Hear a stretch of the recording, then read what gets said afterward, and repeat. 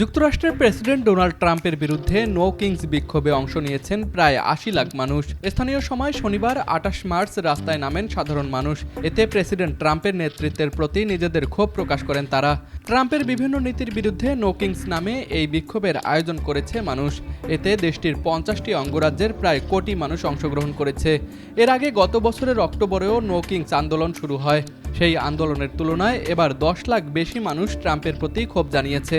Donald Trump ২০২৪ সালের জানুয়ারিতে দ্বিতীয় মেয়াদে প্রেসিডেন্ট হিসেবে দায়িত্ব নেওয়ার পর থেকেই নো কিংস বিক্ষোভ শুরু হয়। তিনি মূলত বিচার বিভাগ ও প্রশাসনের উপর নিজের একচ্ছত্র আধিপত্য বিস্তার করতে চান, যা সাধারণত করে থাকেন একজন রাজা। কিন্তু মার্কিনিরা নো কিংস আন্দোলনের মাধ্যমে বার্তা দিচ্ছেন যে তাদের দেশে কোনো রাজার জায়গা নেই, অর্থাৎ ট্রাম্পের নীতির বিরুদ্ধে নিজেদের ক্ষোভ প্রকাশ করছেন তারা।